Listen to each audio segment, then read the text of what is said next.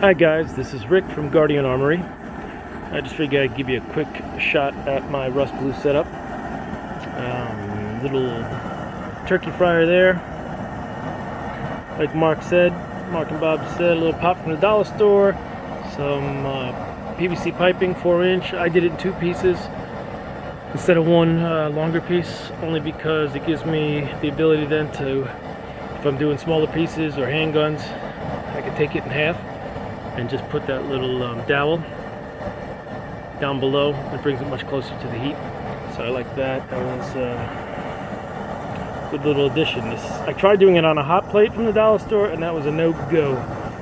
It didn't get hot enough, barely boiled the water, and I definitely didn't get steam like you're seeing here, blowing out the top like that, and the pieces were coming out still rusted or red. No bueno. So right now I got the Arasaka going in. I got the bolt and the trigger guard and stuff in here. I'm about to put the barreled action into the humidity box, which I got right here. Again, like they said, I got the Home Depot special wardrobe box. Got a little heater going in this side, and over here I put my steam apparatus. Little steamer going in the side there.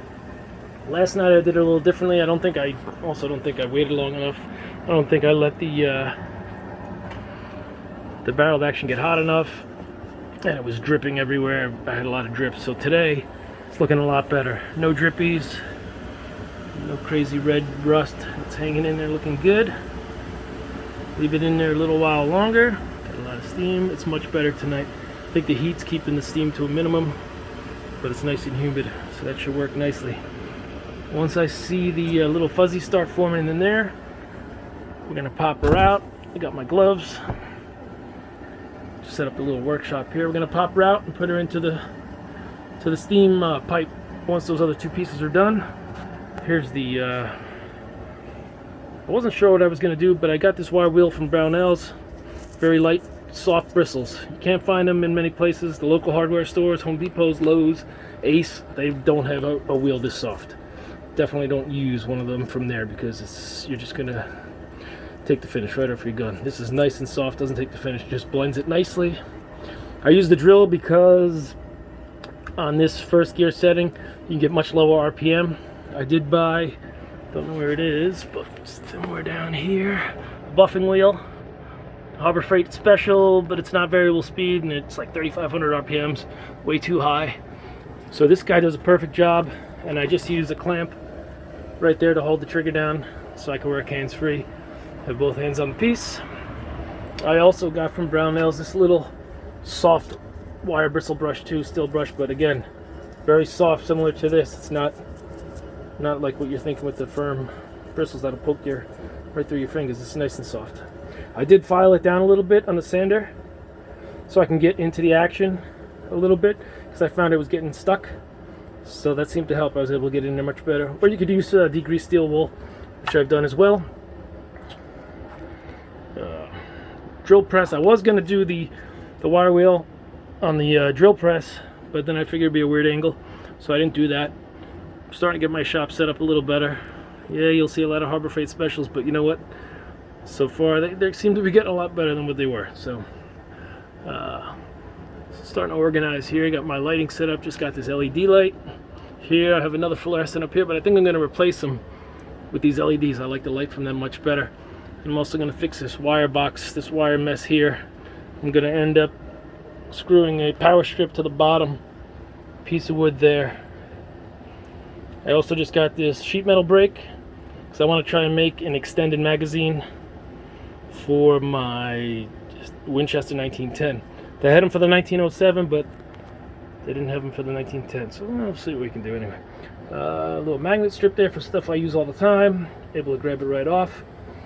I have large vacuum there for dust collection. I got a small vacuum underneath that's always there for dust collection. I got a compressor down below, which I usually use that 50 foot, I think 50 foot, maybe 100 foot. Air hose, so I can do projects around the yard. I'm going to build a deck this weekend, so I'll be using it there. Then I got this air hose here, which goes up to this small air compressor up top here. And I got this just for blowing, you know, debris out of the way. Stuff like that. Flashlight levels. What else?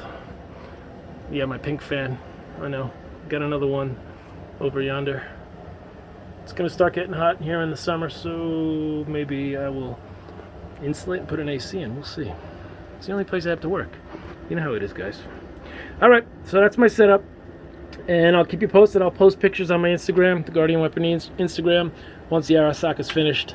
So you guys will be able to see how it came out. And next up after that, I'm going to be putting a Sauer 1926 export model.